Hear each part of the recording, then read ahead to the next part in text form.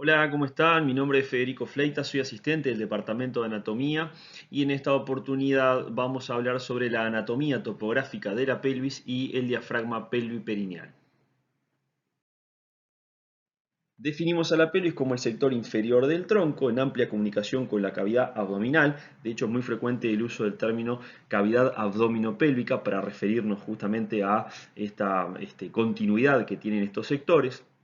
En la pelvis vamos a encontrar el sector final de la vía urinaria, sector final del tubo digestivo, un importante desarrollo del aparato genital femenino interno, un menor desarrollo del aparato genital masculino a este nivel, y vamos a encontrar importantes estructuras vasculares, todas ellas confinadas a un reducido espacio, por lo que van a adquirir relaciones muy estrechas. A la pelvis se le define un continente y un contenido. El continente está dado por la reunión de ambos huesos coxales con el sector inferior de la columna, el sector inmóvil de la columna dado por el sacro y el coxis. En la imagen que aquí les presento, que es un corte sagital de la pelvis, se puede ver el coxal del lado derecho reunido con el sector más bajo de la columna, como les estoy mencionando. El estrecho superior que va a delimitar estas estructuras óseas es la línea que allí les marco en rojo. Es un sector muy importante dado que va a dividir por encima de ese estrecho la pelvis mayor de por debajo de esa línea la pelvis menor. En la pelvis mayor vamos a encontrar sobre todo estructuras abdominales. ¿Sí? Es un sector que tiene una pared pélvica pero un contenido abdominal, mientras que en la pelvis menor, por debajo del estrecho superior, vamos a encontrar todas las estructuras a las que me referí inicialmente. Por eso es conocida como pelvis verdadera, a la pelvis menor. Otros estrechos de importancia en cuanto a el continente óseo y ligamentario son el denominado estrecho medio, ¿sí? Que se topografía a nivel de las espinas ciáticas en el sector intrapélvico propiamente dicho, y el estrecho inferior de la pelvis que está dado por el orificio inferior, ¿sí? Es exactamente lo mismo que el orificio inferior de la pelvis. Los estrechos superior, medio e inferior adquieren importancia, sobre todo en obstetricia, durante el trabajo de parto y parto. En cuanto al continente, no quiero dejar de mencionar estructuras ligamentarias de suma relevancia como son los ligamentos sacroespinoso y sacrotuberoso en el sector posterior e inferior que también dan cierre a esta región anatómica. Otra imagen del continente pélvico con los dos huesos coxales reunidos hacia adelante por la sínfisis pubiana, hacia atrás cada coxal reunido con el sacro en lo que son las articulaciones sacroilíacas a cada lado, y en la línea punteada negra nuevamente el estrecho superior de la pelvis que deja por encima a la pelvis mayor marcada con las flechas azules y por debajo con las flechas rojas marcada la pelvis menor o pelvis verdadera con el contenido propiamente pélvico que mencionamos en la diapositiva anterior. En este esquema, que es un corte coronal de la pelvis, vamos a poder observar la división de la pelvis y cómo se empieza a configurar la topografía de las estructuras que se encuentran a este nivel. Por un lado tenemos en la línea roja lo que correspondería al estrecho superior de la pelvis. Algunos elementos que pueden también ayudarnos a topografiar el estrecho superior son como allí aparecen los vasos ilíacos externos que recorren la línea inominada para alcanzar entonces la raíz del muslo. Otro elemento que vamos a observar en este esquema, ¿sí? Es cómo cae el peritoneo, que está marcado en azul, ¿sí? La bolsa peritoneal, la serosa del abdomen, va a caer sobre las estructuras de la pelvis menor, determinando que los sectores superiores del recto, del aparato genital femenino sobre todo, y de la vejiga, estén en relación a esta serosa que los peritoniza. Es el peritoneo parietal, ¿sí? Que se desprende, va a caer sobre las vísceras como si fuera una sábana, y determina que la superficie de las estructuras pélvicas en gran parte de su extensión, en el sector superior sobre todo, estén peritonizadas. ¿Hasta dónde hablamos de la excavación pélvica? Bien, como verán en el esquema, por debajo, ¿sí? La pelvis no tiene un cierre óseo propiamente dicho, sino que el cierre de la pelvis lo va a configurar un plano muscular que corresponde al diafragma pelviano en analogía al diafragma que separa el tórax del abdomen. Este diafragma se inserta en el estrecho medio y cae como un embudo hacia la línea media, ¿sí? Determinando el sector inferior de la excavación pélvica. Lo que quede por debajo del diafragma pelviano es lo que conocemos como periné, ¿sí? Corresponde a el sector anatómico que se encuentra desde el diafragma pelviano hasta la piel, ¿sí? En el periné vamos a encontrar, por ejemplo, los genitales externos en el hombre y la mujer, ¿sí? El ano. Vamos a ver posteriormente entonces cómo se organiza el periné propiamente dicho. Entonces, reiterando un poco los conceptos, tenemos que por encima de la línea roja tenemos la pelvis mayor, donde van a caer las vísceras abdominales, ¿sí? En las fosas ilíacas internas. Por debajo de la línea roja y hasta el diafragma pélvico tenemos lo que es la pelvis propiamente dicha, ¿sí? La pelvis menor, sobre la cual va a caer la serosa peritoneal, va a determinar ese espacio pelvis subperitoneal, ¿sí? Que en la línea media va a contener las vísceras y en los sectores laterales vamos a ver que va a tener un contenido sobre todo básculo nervioso.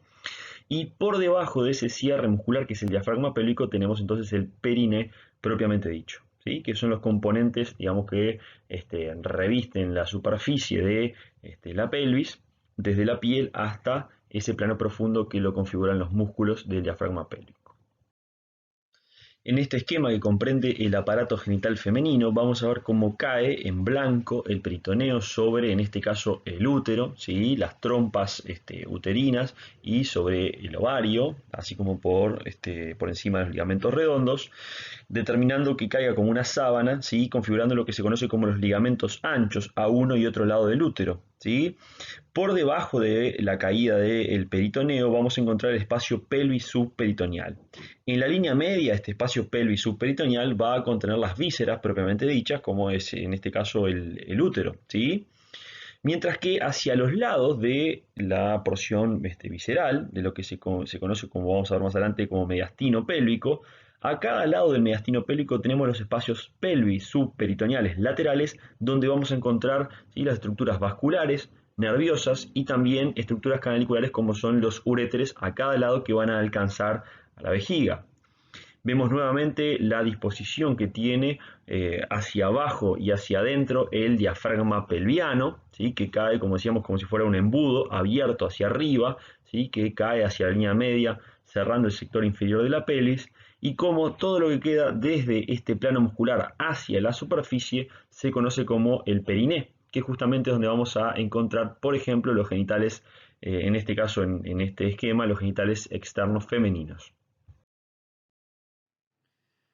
Por debajo, por lo tanto, del peritoneo que cae sobre estructuras de la pelvis, encontramos los espacios pelvis subperitoneales, que en el sector medio se denomina mediastino pélvico, en analogía a lo que sucede en el tórax, donde se disponen de adelante hacia atrás las vísceras a ese nivel. Tenemos en el sector más anterior y cercano al pubis el polo urinario, en el sector más posterior y cercano al sacro el polo digestivo con el recto y a nivel medio, más desarrollado en la mujer que en el hombre, el polo genital, donde vimos previamente cómo el peritoneo cae sobre el útero determinando los ligamentos anchos. El mediastino pélvico, como vemos en la imagen de la derecha, por lo tanto contiene, en este caso es una pelvis femenina, la vejiga, al cuello de útero y al recto, dispuestos antero posteriormente y separados de los espacios laterales por dos láminas conectivas, que son las láminas sacro-recto-génito-vésico-pubianas de Delvet y Farabef. ¿Sí? Son láminas de disposición antero-posterior que, como les mencionaba, van a separar las vísceras en el mediastino pélvico de los espacios pelvis subperitoneales laterales, donde encontramos sobre todo estructuras vasculares y nerviosas destinadas a las vísceras y encontramos una estructura muy importante con trayecto hacia la vejiga, como son los uréteres. Aquí vemos a derecha una imagen cadavérica de un preparado del departamento de la excavación pélvica vista desde el abdomen, donde tenemos hacia arriba el techo vesical, ¿sí? Vemos cómo entre ambas pinzas tenemos al útero, a cada lado los anexos uterinos y vemos por detrás del útero el fondo de saco de Douglas y más atrás al recto. Vemos entonces los tres componentes del mediastino pélvico y vemos cómo el peritoneo cae sobre las vísceras pelvianas y a cada lado sobre los espacios pelvis subperitoneales laterales. En el esquema de la izquierda vemos los tres elementos del mediastino pélvico en la mujer y vemos cómo a cada lado van a llegar en los espacios pelvis superiores laterales ambos uréteres y los elementos vasculares que van a venir de los vasos ilíacos internos. Aquí vemos una imagen de un corte sagital, de un preparado anatómico del departamento, donde podemos visualizar las estructuras del mediastino pélvico de una pelvis femenina. A izquierda, un corte de la sínfisis pubiana, inmediatamente por detrás la vejiga, por debajo continuada con la uretra femenina corta que se abre a nivel del periné en el meato urinario. En el sector medio, la celda genital bien desarrollada en la pelvis femenina, como ya mencionamos previamente, con el útero continuado hacia abajo por la vagina, por el canal vaginal, en este caso muy estrecho, ¿sí? Y por detrás la celda digestiva con el recto que inferiormente se continúa con el canal anal. Vemos en realidad cómo cae el peritoneo, se ve en realidad ese tejido brilloso que es la serosa peritoneal, como cae sobre el techo vesical, sobre el cuerpo uterino y sobre la cara anterior del recto, determinando en los cambios de dirección correspondientes a las relaciones de las diferentes vísceras en lo que se conocen como fondos de saco. Hacia adelante el fondo de saco vésico uterino y hacia atrás el fondo de saco de Douglas o fondo de saco recto vaginal. ¿Sí? Esto por las relaciones que tienen las vísceras en el mediastino pélvico femenino. Esta imagen de un corte sagital de una pelvis masculina muestra la diferencia en cuanto al desarrollo del polo genital en este caso, donde visualizamos en este caso las vesículas seminales entre vejiga y recto y por debajo de la vejiga la próstata. ¿Sí? Es importante observar la diferencia de desarrollo con respecto a la pelvis femenina del polo genital y cómo el fondo de saco de Douglas se va a disponer entre, en este caso, la vejiga y el recto, a diferencia de en la pelvis femenina. Con respecto a los espacios pelvis subperitoneales laterales, ya me referí previamente, se van a encontrar por fuera de las estructuras del mediastino pélvico, por fuera de las láminas conectivas sagitales de Delvet y Farabeuf, van a contener las estructuras vasculares destinadas a las vísceras, provenientes de los vasos ilíacos internos, así como también el trayecto del uréter que va a dirigirse hacia la vejiga y que va a adquirir relaciones importantes con dichas estructuras vasculares. En la imagen de la derecha, una disección del departamento, marco allí la disposición del uréter y ven cómo por fuera se dispone la arteria ilíaca interna otorgando las ramas viscerales correspondientes. De esta forma es como podríamos ver si sacáramos todas las vísceras, todos los elementos vasculares y nerviosos de la pelvis, ¿sí? Así veríamos entonces el diafragma pelviano, que es el que cierra el sector inferior de la pelvis, como decíamos. Hacia arriba, en el esquema, tenemos la sínfisis pubiana, hacia abajo tenemos la columna, ¿sí? En este caso el promontorio. Con dos líneas rojas lo que intento separar es donde corresponde al sector del mediastino pélvico, en la línea media, ¿sí? Tenemos las tres estructuras canaliculares que son de adelante hacia atrás, la uretra, la vagina, en este caso es una pelvis femenina, ¿sí? Tenemos la vagina en el medio y en el sector posterior, el sector más bajo del recto que se va a transformar en canal anal. Vemos cómo estas tres estructuras canaliculares atraviesan este plano muscular en lo que se conoce como el hiato urogenital, que va a dar pasaje a la uretra y a la vagina, y el sector posterior que corresponde al hiato anal. Los músculos que cierran este sector inferior, ¿sí?, de la pelvis son músculos estriados, ¿sí? Están bajo el control voluntario y como aquí se puede ver, dada la estrecha relación que tienen con la uretra y con el canal anal, también favorecen lo que es la continencia. Si bien la uretra y el ano tienen su propio aparato esfinteriano, ¿sí?, que es independiente, el músculo elevador del ano, que es el principal componente de este diafragma, va a ser parte importante de la continencia. Volviendo al concepto del diafragma que cierra por debajo de la pelvis, podemos hablar de un diafragma pelviperineal, que es el conjunto de partes blandas que cierran por debajo de la pelvis. Es una formación que es muscular, conjuntiva y tegumentaria. Es fundamental en la dinámica y el sostén de las vísceras pélvicas, ¿sí? Y en este punto es importante discriminar lo que corresponde al diafragma pelviano, cuyo músculo principal es el elevador del ano, con las estructuras que se encuentran, ¿sí?, superficialmente al elevador del ano en lo que se conoce como el periné, que es el conjunto de partes blandas que va desde el plano cutáneo hasta el diafragma pelviano. Sobre el diafragma pelviano propiamente dicho, dijimos que el músculo más importante del diafragma pelviano es el elevador del ano. Va a organizar la topografía de la pelvis menor. Dijimos que por encima encontramos la pelvis menor con las estructuras que ya mencionamos, la vejiga, el aparato genital interno, el recto, hacia los lados los espacios pelvis subperitoneales laterales, y por debajo del plano del elevador del ano tenemos el periné. Va a ser de importancia capital, ya dijimos, en la continencia urinaria rectal y también en el cierre del tracto genital en la mujer, ¿sí?, el cierre del orificio vaginal.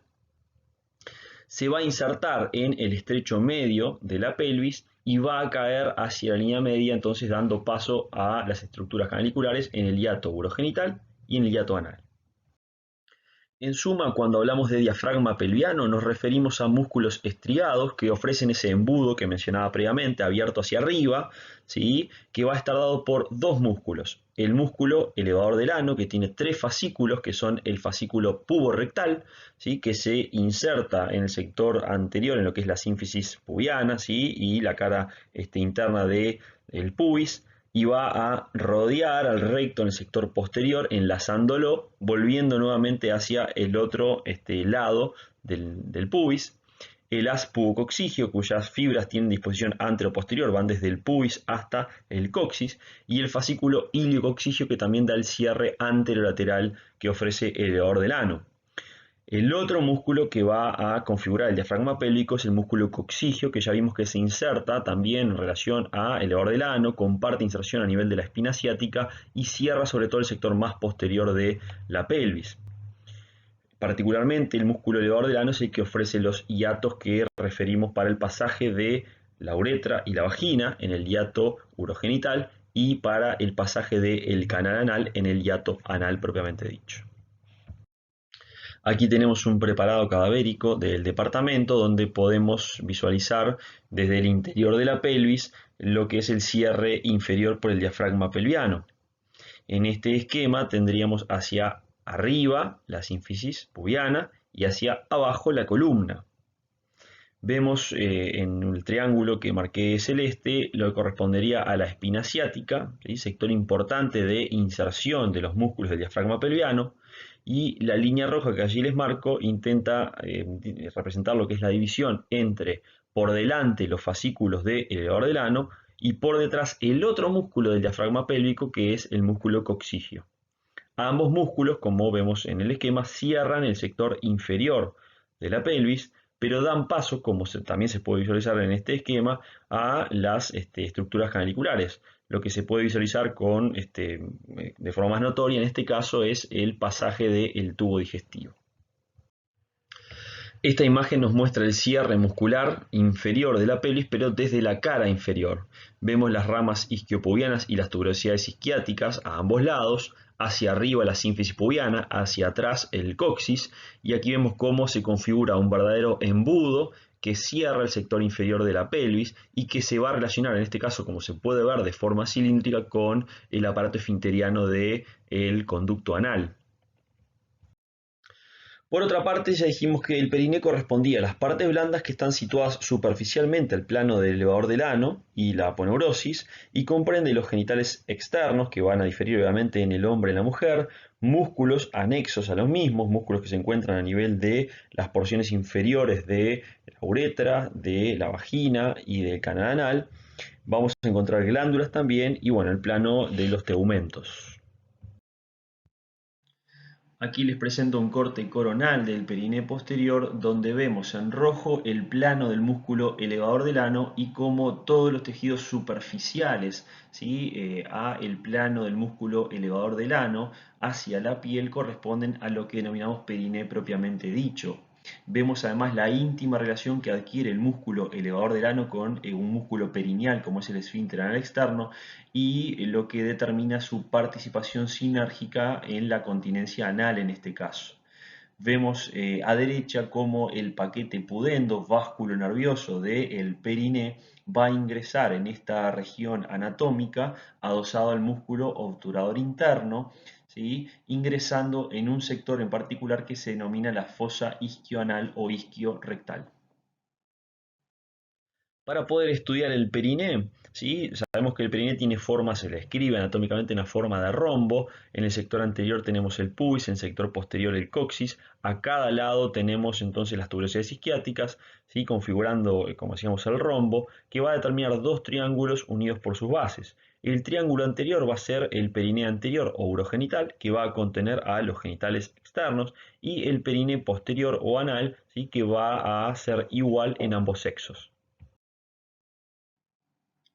En cuanto al periné femenino anterior, ¿sí? Vamos a valorar las estructuras correspondientes a este nivel, ¿sí? Configurando parte importante de la vulva. En la imagen de la izquierda visualizamos en azul las estructuras eréctiles. A los lados del orificio vaginal encontramos los bulbos del vestíbulo e insertos en las ramas isquiopubianas los pilares del clítoris que van a dar lugar posteriormente al cuerpo del clítoris y al glande. En la imagen de la derecha observamos los múltiples músculos que se encuentran a este nivel, como son los músculos bulboesponjosos, isquiocavernosos, transverso, superficial y profundo, así como también el esfínter externo de la uretra que no se visualiza en esta imagen. En naranja, en la imagen de la derecha, observamos además la glándula de Bartolino de gran relevancia clínica, ¿sí? Y patológica sobre todo, dado que es asiento de patología inflamatoria muy frecuente. Vemos además las estructuras vasculares que van a dar el trofismo de la región provenientes del paquete pudendo. Nuevamente, a propósito del periné femenino, en este caso, tenemos a derecha una imagen cadavérica, a izquierda un esquema, donde vemos cómo los elementos vasculares y nerviosos, en este caso la arteria pudenda interna, el nervio pudendo, van a ingresar en lo que ya mencionamos se denominaba la fosa isquioanal o isquiorrectal, en el periné posterior, y van a dirigirse con un trayecto anterior, entonces aportando los elementos nerviosos y vasculares para las estructuras perineales. En este caso vemos una imagen del periné anterior masculino y si bien vamos a tener las diferencias propias de las diferencias que existen en los genitales externos en cada caso, existen elementos constitutivos que son similares. Por ejemplo, la presencia de los cuerpos eréctiles que posteriormente van a dar la configuración del pene, ¿sí? Pero vamos a tener también músculos accesorios a estos cuerpos eréctiles que se llaman de igual forma isquiocavernosos, bulboesponjosos, y vamos a contar con músculos que son similares, los transversos superficial y profundo, por ejemplo. Vamos a tener también el esfínter externo de la uretra, ¿sí? Que en este caso no se ve porque es más profundo. Y al igual que veíamos anteriormente, los elementos vasculares y nerviosos provienen desde el periné posterior en la fosa isquional, ¿sí? Abordando el periné anterior, ¿sí? A partir de lo que se denomina el paquete pudendo interno, los vasos pudendos internos y el nervio pudendo propiamente dicho. El periné posterior, a diferencia del periné anterior, es similar en ambos sexos, ¿sí? Dijimos que entonces va a ser lo que se encuentre superficial al plano del elevador del ano. Lo vemos a izquierda como el plano del elevador es oblicuo hacia abajo y hacia adentro y que va a tomar contacto posteriormente con el músculo esfínter externo del canal anal. El espacio anatómico, en este caso, ¿sí? Con tejido adiposo muy desarrollado, a cada lado del canal anal y por debajo del plano elevador, es lo que conocemos como las fosas isquioanales, a las cuales ya me referí previamente, y vemos como a derecha esas fosas isquioanales van a contener los elementos del paquete pudendo interno. Vemos como el nervio pudendo, por ejemplo, va a dar la inervación. Además de el resto de los músculos perineales, en este caso se ve perfecto cómo va a inervar a el esfínter anal externo. Bueno chicos, esto es todo por hoy. Muchas gracias y quedo a disposición para cualquier consulta que les surja.